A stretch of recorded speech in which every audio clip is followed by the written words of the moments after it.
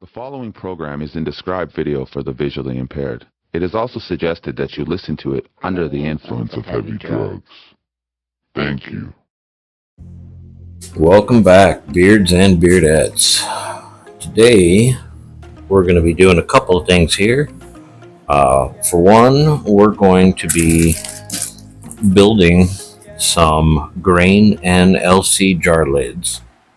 I'm going to walk you through step by step on how to do this. And also, we are going to be testing out this lavalier mic I have now and see how clear it comes out. I got my air conditioner running probably about 8 feet from the phone that I'm recording with. So we're going to see how that turns out. It's supposed to be able to dampen the sound, the noise reduction. So we're going to see how that comes out over my voice. Alright, so these are your standard plastic lids, right? They're the polypropylene version, so they're good for the temps. And they're 10 packs, right? Like I just made a whole bunch of them, but I saved these so that I could make the video to show you guys. So let's go ahead and get these unwrapped.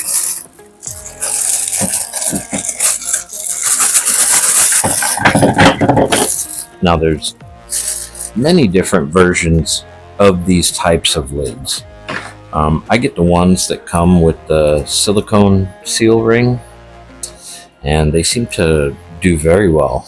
Now I don't use these for green jars at all, but the LC jars I do, because it needs to be liquid tight.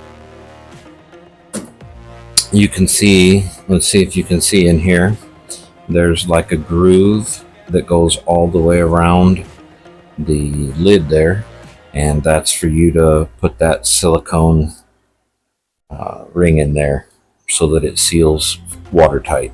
But for grains, when these tighten down pretty good, and I haven't had any contaminate on me in years, so they work perfectly fine without the seal, just for grain jars. Now there are many different brands and types of lids that you can order off of Amazon or eBay or hell, even Temu. But something that I've learned over the years of making these is that there's a certain type that they're made where they're glossy, right? Matter of fact, let me see if I got one right here I can just show you. Okay, here is a prime example of what I'm talking about. I do not like these at all. You can see how they're glossy. They're a completely different type of build than these are. You can see the rim around is real thin, and this one's got that thicker channel for the silicone. These, it depends, right? Like they work okay on certain jars.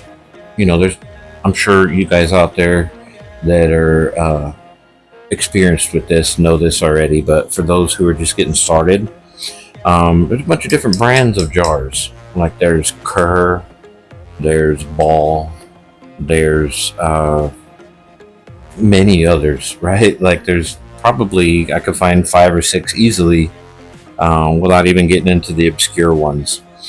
And these glossy ones, they don't do well on the Ball brand jars, and I don't know why, but they seem to work fine on the Kerr brand and some of the others. But the Ball, I guess there's a slight variance in the threads of the jar itself, and these you gotta fight them to make them work, right? Like on the other brands, they'll just spin on like it's nothing, and on the Balls, they almost feel like they're cross-threaded, or I don't even know how to explain that if you haven't experienced it yourself. but I hate these. I would suggest you stay far, far away from these. Instead, get you the frosted kind. Also, because this is much easier on your hands while you're screwing and unscrewing. And if you look at the difference here, right, these have these thin, tiny little marks for grip. And these have much larger and many more.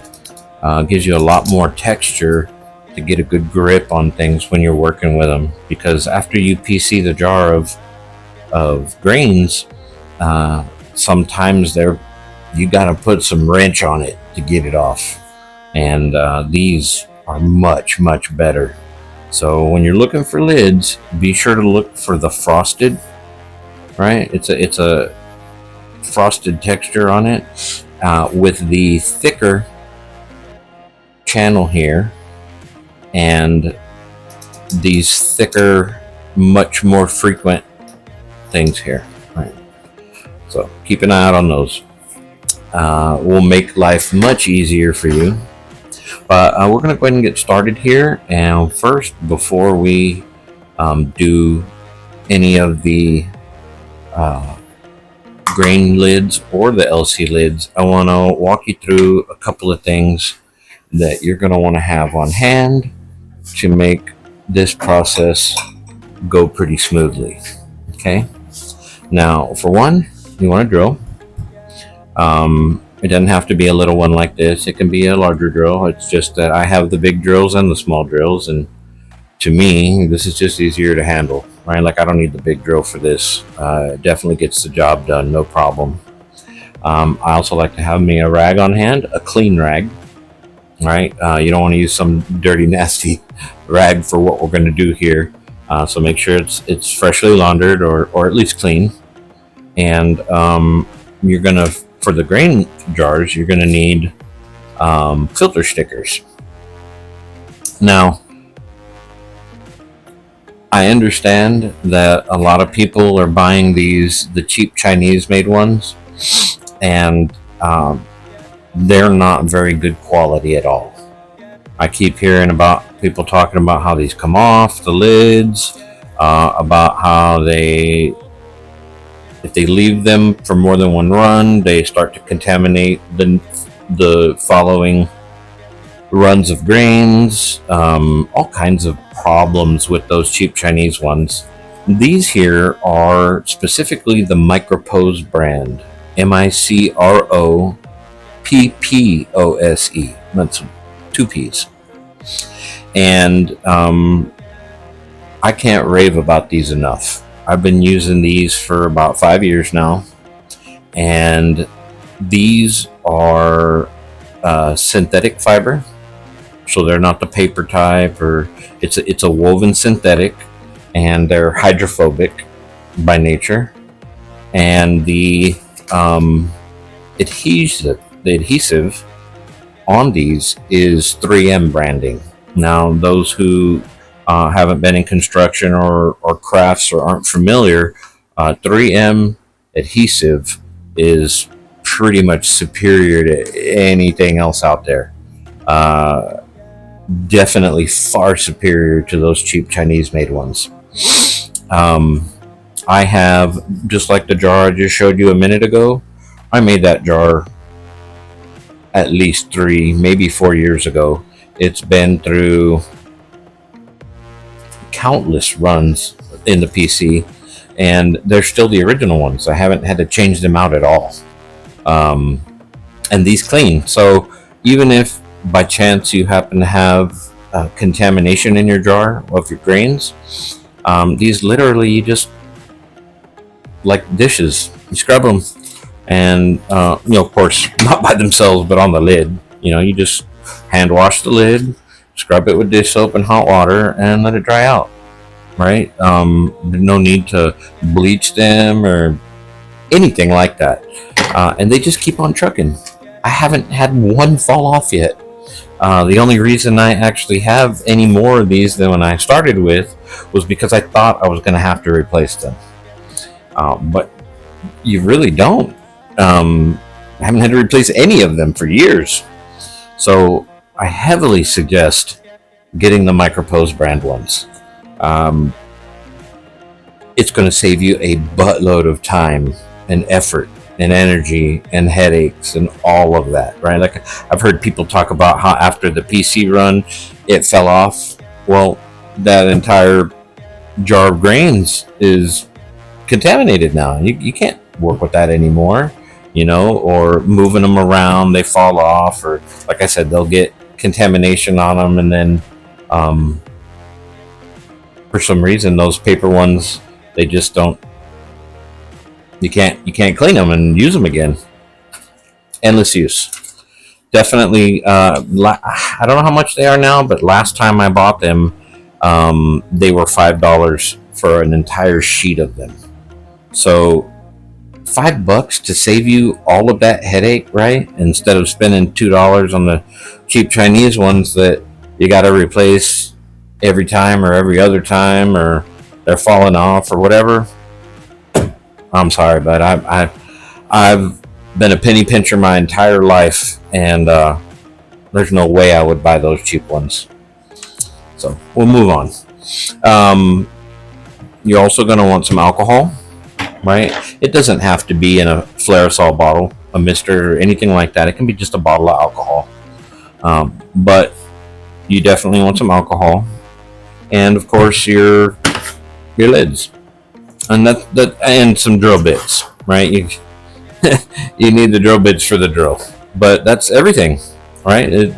This is not going to be rocket science, like it's very simple. It's very inexpensive and easy to do. A lot of people are buying these, which, hey, no, I'm not hating on the hustle. If people make these and sell them, more power to them. And if people don't want to make them and they'd rather buy them, hey, by all means. But I know that there's a lot of people out there who are living paycheck to paycheck like me, and they're just getting started. And this is going to be a easy, cheap tutorial on how to make grain jars. And then as soon as I'm done with this, I'll show you how to make the LC jar lids as well. All right, so basically what you're going to do is you're going to go through your bits, your drill bits, and find you one. Now this is a spent sheet, right? All the stickers are gone already, but you can do it with one that still has the stickers on it. So I don't know how well you can see it, how good the camera's picking it up, but there's holes, right? And now if you look at the other side, you can, I don't know if you can, but I can see that you can see the adhesive ring on the synthetic filter disc itself, right? And that's what's stuck to the plastic. So you want to let your grains breathe the best you can, right? Because you want to exchange out any CO2 that the mycelium is going to produce during its colonization with fresh air, right? Filtered air. Whole point of this process, right? So what I like to do is the hole here, I like to find me a bit that'll fit in that hole, but has a little bit of play in it. I don't know how well the camera's picking it up, but it's not the exact same size as the hole. It has a little bit of play there. And what this allows is for a large hole to get the best gas exchange you can get out of it, but also have enough play so that when you're placing the sticker, it doesn't have to be exactly perfect, right? Like you're not going to end up with a sticker falling off, anything like that, because of you not being able to place it because the hole's too big. So get your drill bit, put it in your drill, tighten down the chuck, put it in forward, and you don't have to use a 2x4. Now, I do. I use a 2x4 because I think it works very well for this purpose.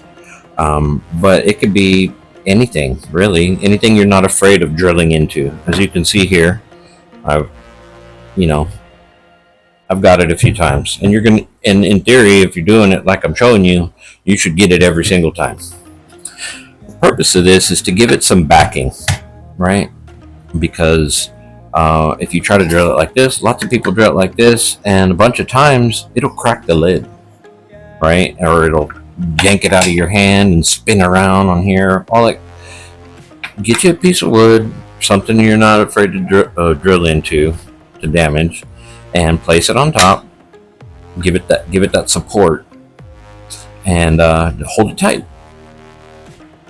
I like to choose the middle. You don't have to pick the middle. You can put the hole anywhere you want, but I pick the middle.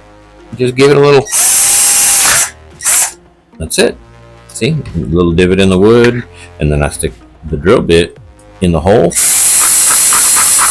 And that's just to knock off the little plastic burrs that drilling it creates. And once that's done, I just kind of run my thumbnail over it a little bit, make sure that any of these little pieces are gone.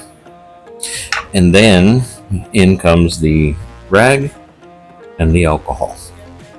Now the purpose for this is, sometimes your hands are oily or dirty, or whoever handled these at the manufacturing plant touched them.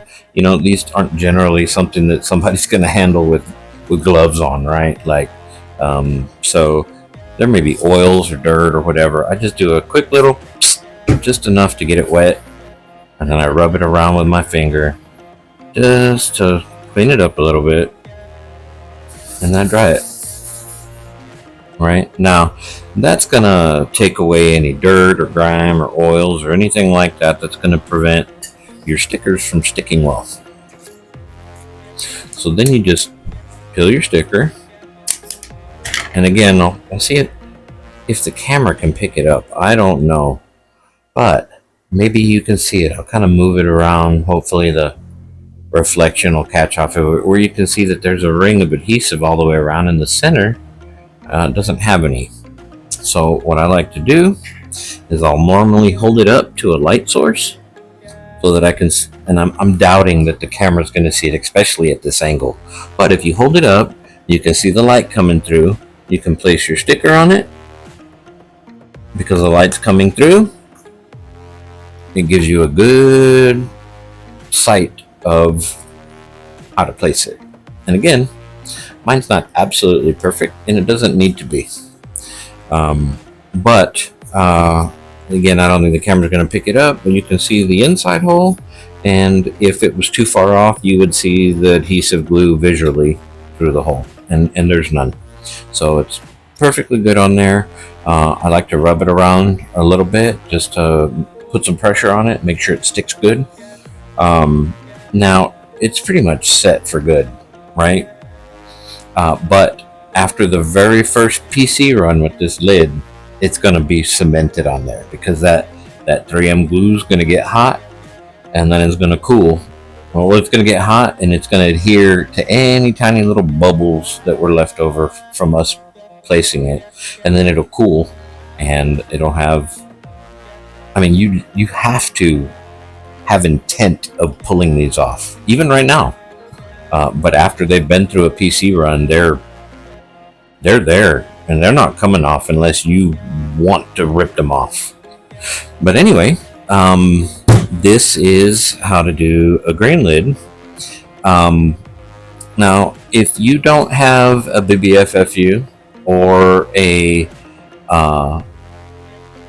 laminar flow cabinet or a fan filter unit, and you're working in a still air box, you probably don't want this design.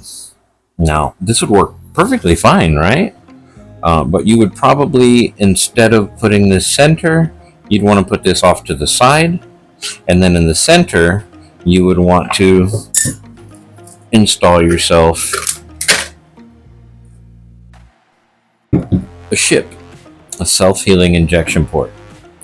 Now, again, I can't tell how well the camera's picking up everything, but this has a nipple at the end that goes on the inside of the jar.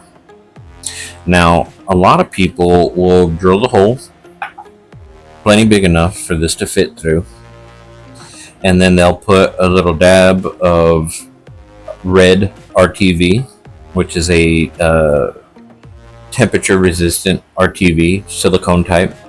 And then they'll place it in the hole and let it dry overnight or whatever they do. But the reality is that that's not even necessary. There's what you call dry fit, or what I call dry fit. And basically what you want to do is pick you a drill bit, you know, like have the actual drill bit and hold it up. Okay, now I don't know if you can see, this fits inside that, right? So I don't want one that's just a little bit bigger, but I don't want it as thick as the circumference of this nipple. I want it to be just a hair smaller. And with that, once you have drilled the hole and you're ready to place it, you can literally press and force it in, right? Like put pressure on it and rub it around until it pops in. And once it pops in, it ain't coming out unless you intend to take it out. So there's really no need for RTV or any of that. Also, for the LC jar lids, the syringe filters that we use, which I'll get more into that in a minute. These, I don't know how well you can see, but this nipple here, it's tapered. So that means that it's thicker at the bottom where it connects to this disc. It's thicker there than it is at the very tip. And with these, if you grab a drill bit that's the same circumference, if maybe not just a hair smaller than this hole, than this nipple end, and you put your hole in your lid, you can literally kind of press it and force it into that hole. And once it goes in, even though it's not threaded, you can twist it like you're screwing it in, and it will literally bite and screw in, and it'll stay there. It'll I'll get that in a minute. It'll stay in the lid. It's not going to fall out. It's not going to come out unless you intend to take it out. So I personally, I don't like the RTV. I don't like messing with it at all. That red silicone, it's sticky, it makes a mess. I don't know that it does a better job than the dry fit either, because I've had some that just came out. Same with these, right? Because there was nothing retaining them except for that RTV. And over time, over years, I think that stuff might dry out, or I don't really know, but it doesn't seem to hold like it did at first. But the dry fit method, it works very well. You know, the rubber, it'll conform to the hole, and it'll actually, plastic won't actually cut into it, but it'll make its own little groove and hold it in there, like pretty good. It'll groove it a little bit. It'll basically cut its own threads as you're twisting it in and pressing it in until it sets flat. Also, I've seen a lot of people who put the syringe filters on, and only the very tip of the nipple is penetrating. I don't like that. I like them to sit flat so that the disc is flat and the nipple's coming all the way through. So the little piece of, length of nipple that's on the end of that syringe filter should be sticking through into here. That's how I like it, and that's how I've been doing it for a long time. And let me go ahead and swap all this stuff out, and I'll get to showing you how to make the LC lids.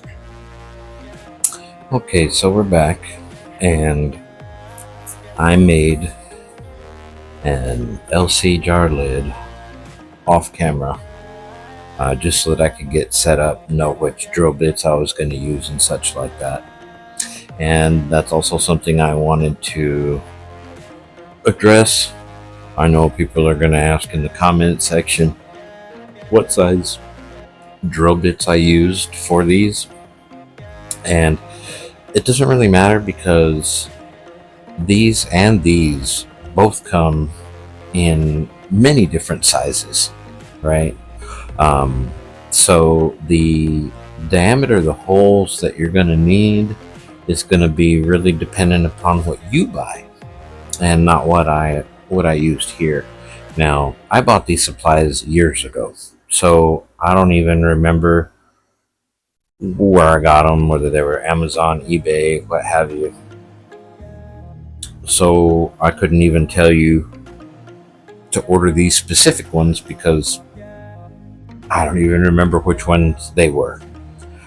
So what's important is that when you are starting to make one of these, all right, we'll go ahead and pull out one of these syringe filters and one of these self-healing injection ports. And like I said, on your grain jars, if you're working in a still air box or something like that, something that might not blow good filtered air across your workspace, you're probably going to want one of these on here. So you'll just follow the same process I'm about to show you for the LC jar and apply that to your grain jars. Okay, so I'm going to try to show you, but I can't really tell how good the camera sees this. So basically, you want to get a drill bit that's just a hair, the diameter is a hair smaller than the outer diameter of the nipple on this ship, right? And this is the one I chose. It's slightly smaller. Not a whole lot, but slightly. And then, of course, for the syringe filter, we were talking earlier about how this nipple is tapered. Well, you don't want to drill bit so big that it's going to be as thick as the thicker end of the nipple. You want it just big enough so that you'll be able to push the tip of the nipple through the hole you make. So we're going to go ahead and start with the self-healing injection port. Now, on this method, we're not using any adhesive or anything like that, so there's not going to be any need for the rag or for the alcohol. So just go ahead and place on your block that you're going to drill on, right? So if you see they're across from each other, you don't need to take measurements for this. It doesn't have to be perfect by any means. I mean, mine works perfect, but if you look, it might be just a hair off center. It doesn't matter. I mean, if you have OCD real bad and it matters to you, I guess you could take some measurements and sketch a line and put your little cross. Your little crosses marks the spots for your drill spots. It doesn't matter. So, and this is coming from a guy who has pretty mild OCD himself. But after you've made so many of these, it just doesn't matter. So I like to have a hole here and a hole here. So I just start here. Oh, kind of walked a little bit. There we go.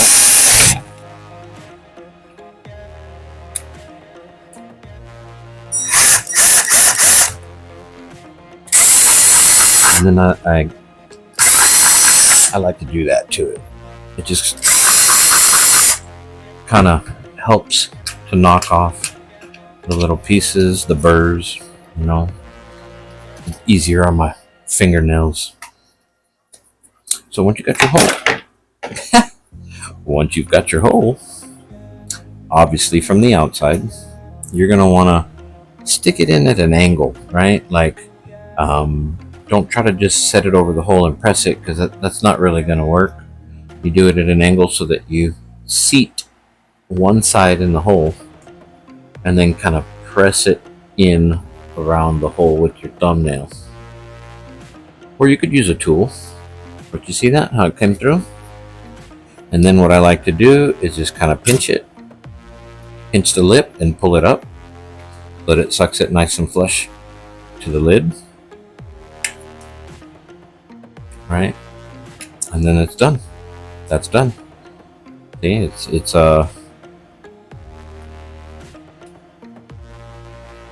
nice and flush. I like to push on it just a little bit, make sure it's seated in there. But look, it ain't coming out. It ain't coming out. You're gonna have to like really press from the inside and pop it out, kind of thing. It's gripped in there. It's dry fit. That's what I call dry fit.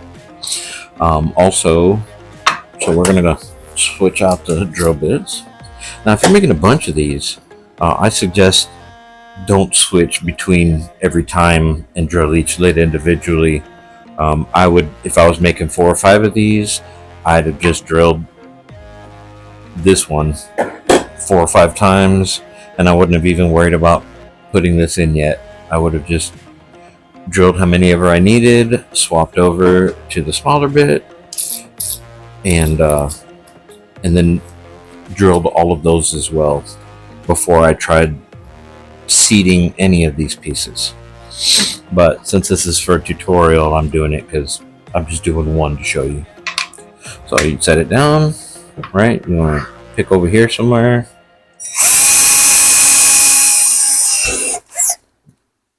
Again. Right? And I run my thumbnail over it just to make sure that none of that's sticking up. Grab your syringe filter. And again, kind of at an angle a little bit just to get it in there, and then twist and twist until it's flush. It ain't going nowhere. It's there. And for all the people who are talking about, who may say something about whether or not it's watertight, I have a jar of water here, hot water at that, which would leak quicker than cold water. I don't know if you knew that or not, but it's just for demonstration purposes. Oh, you know what? Before I do that though, because this is specifically a LC jar lid, remember these silicone rings earlier? All right. So I'm going to take one of these and I'm going to seat it in this groove, canal. I don't know really what to call it. I'm sure there's a literal term for it, and I just am ignorant to it, but place it in there. Now, once you've used this and have done an LC run with it, you're never going to have to take this seal out unless you want to. Once it's in and you've cranked it down, it's done. Okay, so I'm going to put it on. Give it a good hand tight, right? Like, I mean, I didn't crank it on, but enough to, you know, it's there. But look, nothing's leaking. Nothing's gonna leak because the diaphragm that's inside the syringe filter is 0.3 micron. So it's so small that it doesn't allow water to penetrate that diaphragm. But this isn't to showcase that. This is to showcase the dry fit method, right? Like, take a look. None of that's even close to being damp, much less wet. So there you go. There's your LC jar lid, and there is your grain jar lid. And if you're working in an SAB, be sure and put one of these suckers over here, right? That way you can do your injections. You don't have to open the lid and such. You know, having one of these or having I have an actual hood, right? Like an FFU with a hood, and there's no way contaminants can get in there. So instead of doing the injection with a syringe, I just take the lid off. Just take the lid off, right? I can squirt in my LC, or if I'm doing a grain-to-grain transfer, I've already got a colonized jar of grains that's already broken shook, ready to spawn into a bag of substrate. Well, I'll just take a couple of those grains, take the sterilized grains, open the lid, and then I'll just shake a couple in there and close it back up and shake it around, right? But if you're in an SAB and a still air box or anything of that sort, you definitely want to have your injection ports. Also, for those of us that like have a full-on hood, you don't need the injection ports on this either. I heavily suggest it. And for those who aren't familiar with the syringe filter and their use, its main purpose, it has two purposes. Its main purpose is so that when you have your LC that's already colonized and broke up and ready to inoculate with, you'd stick your syringe through your self-healing injection port, turn your jar, suck it out. Well, anybody who's ever tried that before without one of these knows that it's going to create a vacuum in the jar, and it's going to make it pretty hard to pull your depressor out, to suck up as soon as you pull it out, it's trying to suck it back in. Well, this is to create equilibrium, so that as you're sucking volume out, this is sucking air in. But because it's got that 0.3 micron filter diaphragm in there, it's sucking in purified air, so it's good to go. It makes it real easy to suck out, or if you've made your LC concoction and you're trying to inoculate the freshly sterilized LC concoction, when you stick it in and press it in, it's not trying to push that plunger back out, right? Because as you press in, air from inside here is going to exit through the syringe filter. All right, guys, I think that's all we have for today. This is how to cheaply and easily build yourself some grain lids and some LC jar lids. So get to it, guys. And until next time, you stay safe out there and happy cultivating.